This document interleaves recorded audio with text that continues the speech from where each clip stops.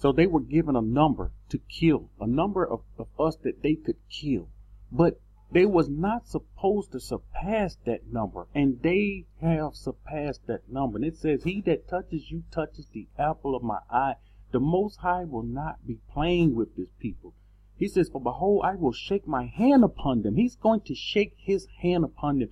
This is why he's telling us to flee, to come out, to leave, because he don't want us to get in the midst of this fight when he shake his hand upon them. And they shall be as a spoil to their servants. And you shall know that Yahuwah of hosts have sent me. Now, this thing about fleeing, flee from the land, flee, come up out of her, move, go. This is something we don't understand. We haven't studied scripture. We didn't grow up reading the scripture. We didn't grow up knowing the scripture. But our people in the scripture, they knew of this. And they knew fleeing would save your life. Here come the example. Example number 1, Joshua 72. 21 and 22. Here's Moshe. It says, at that time that the war and the siege were against Cush, Moshe fled from Egypt, from Pharaoh, who sought to kill him for having slain the Egyptian. And Moshe was 18 years old. Listen at this, people in your 20s, your 30s, your 40s, 50s, and 60s. You're supposed to be wise. Here is a teenager, 18 years old. He knew in order to deliver himself, he had to flee. And he fled from Egypt, from the presence of Pharaoh. And he fled and he escaped. He fled and escaped. This is another thing. The scripture said, flee and escape for your life. And these are the examples. And it's just a temporary thing. What happens after the time passes? Joshua 79 and 5. And I brought all of these scriptures out throughout all of my different videos. And Yahuwah said to Moshe, go, return to Egypt. He told him to go back, return to Egypt. Why? For all the men who sought your life are dead. All of those that wanted to kill Moshe was dead. Remember, he was a teenager. They had died. He saved his life by fleeing. The Most High was with him. The Most High didn't tell him to stay and fight. He fled. It wouldn't have been a fight. He fled. He said, you will speak to Pharaoh to send forth the children of Yasharal from his land. He had a purpose. He had a purpose. Who else fled? Jacob. And I brought this out many times. Jacob escaped from Esau. Yasharal fled from his brother to save his life because his brother was going to kill him. Did he stay and fight? No. He fled. He fled for his life. Look at these examples. Fleeing. Anybody that's already fled, anybody that's in the process of fleeing, you are in good hands. You are in good company. For all of you that say we don't have to flee, he will deliver us. We don't have to do anything. We don't have to flee. Listen, you will be in Jacob's trouble. Stay right where you are, and you will be caught up with those that will be slain. They are numbered for the slain. The blood shed upon the earth, we just read it, will be many. Much blood shed upon the earth. Matthew 2, 13 and 14. Here's another example. Now when they had departed, behold, a messenger of the Most High appeared to Joseph in a dream. This messenger appeared to him in a dream, saying, arise, take your young child and his mother, flee to Egypt. Why are they fleeing? Why is the Most High have his son fleeing to Egypt? Why? Why didn't he deliver him? Why didn't he save him? Why didn't he kill this wicked king that was out to kill him? He says, and stay there until I bring you word. See, when you flee people, you stay until he bring word. You stay until the time come to his fulfillment. For Herod was seeking the young child to destroy him, fleeing for his life. Yes, our people fled for their life. What?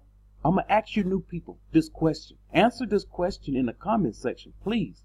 What make us any better? We don't have to flee. Here are all our forefathers. Yahushua himself, they had him fleeing for his life. How is it we are better than they when we are the most wicked generation ever? We are the peak. We're the wicked generation forever. We're the generation that's as far from him as we can be. When he arose, he took the young child and his mother by night, and they departed to Egypt. No spaceships, no rapture, no miracle, no nothing. They just fled for their lives. And here it is, Matthew 2:19 and 21. Now when Herod died, when this wicked king died, behold, here it is. He died. Time came, it passed, just like we saw in Moshe's situation. He died. And the messenger of Yahuwah appeared to Joseph in a dream once again in Egypt, saying, arise, take your young child, his mother, and go to the land of Yasharah. Go back to the land of Yasharah. All this fleeing, and those who sought the young child's life are dead. They are dead. Then he arose, took the young child and his mother, and came into the land of Yasharah. Look at this. Now, what did Noah do? Because many people don't understand. Did Noah deliver himself? Did Noah do something to deliver himself? Let's see it. Jubilees 5:21. Watch this. Pay close attention to this. Zero in on this. Meditate on this one. Never forget this scripture. Jubilees 5:21. And he commanded Noah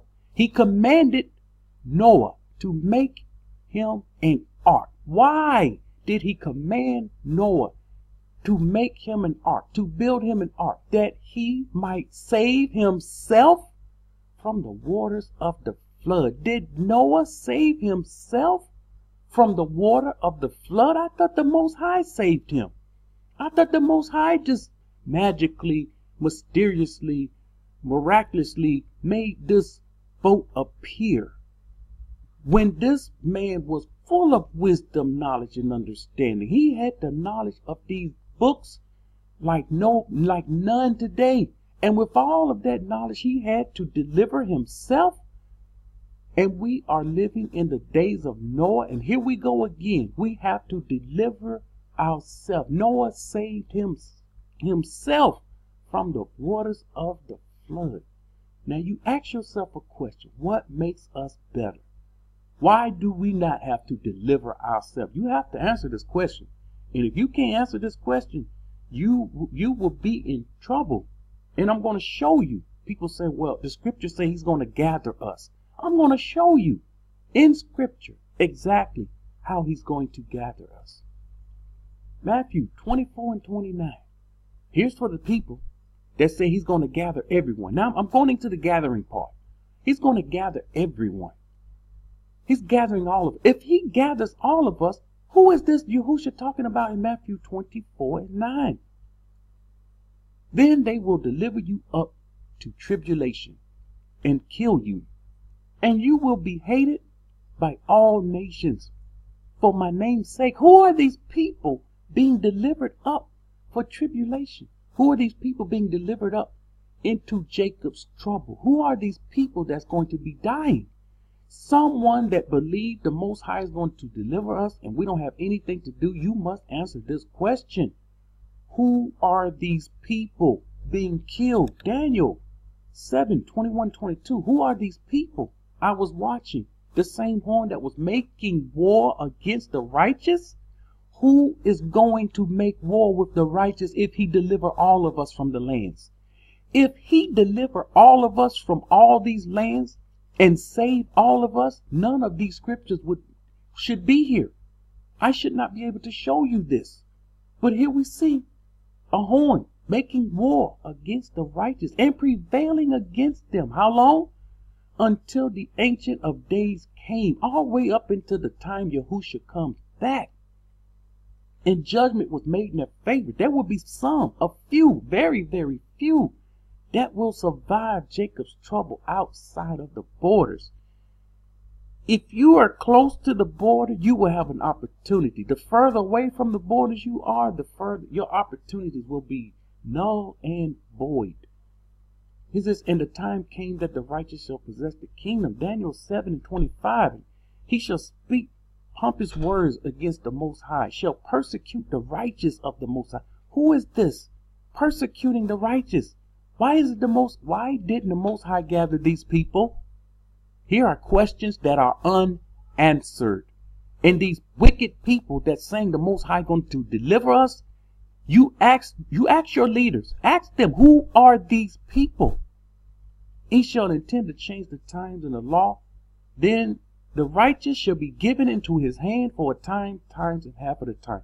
Okay, the righteous will be given into his hand, those outside the borders. Now let me tell you something about this time, times, and half of the time. I have said in the past videos, and I don't know which ones I said them in, and I'm about to make a correction here. I was wrong. See, when you get a person that come before you and say when they are wrong, admit, I was wrong about a time, times, and half a time being 3.5 years. This is not 3.5 years. This is what the strong say. This is what most people are teaching. And this is what I thought until my youngest son and I, we worked together on this. We studied the scriptures on this. And there are some things we came across in the prophets that refute this.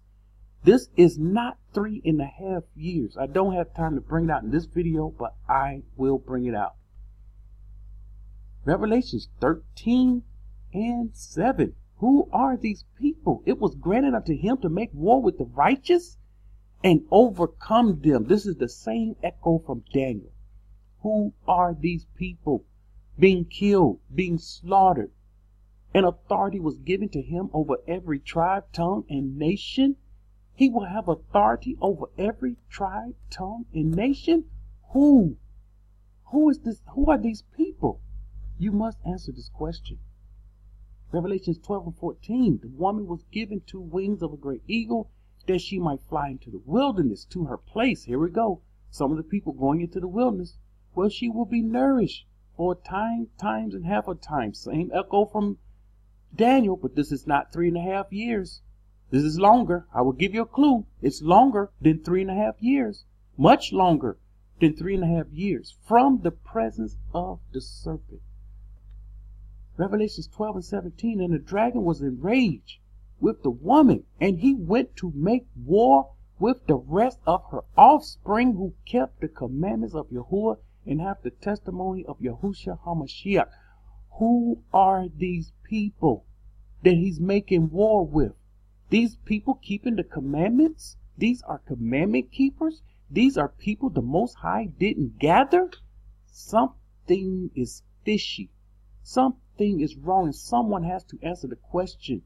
Now, again, this is for those that believe he's going to gather us and we don't have to do anything.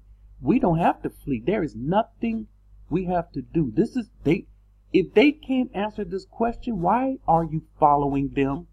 Remember, follow the Most High. Don't follow man. Why are you following these wicked people when they bring in this mess? This enemy, it's called Jacob's trouble. If he gather all of us, there is no such thing as Jacob's trouble. None. There's no such thing. They will be killed until Yahushua comes. All of us will be protected. He would gather all of us and protect us in the wilderness. But I've shown you there's more than one gathering. And the gathering takes place where? Within the borders. This gathering takes place within the borders? Yes. This gathering takes place within the borders. I pinpointed all those locations. It's to stretch his hand for the second time and gather the remnant of his people from within his borders. This is 2nd Ezra 9, 7, 8, 9. There is something you have to do. You must deliver yourself. Listen, this is something you're going to have to do for yourself. It shall be that everyone, all of us, no matter what your belief, all of us, everyone who will be saved, there will be a few that will be saved and will be able to escape. Escape what? This bloodbath that's coming. Jacob's trouble that is coming. People's bodies laying all over with none to bury them that's coming.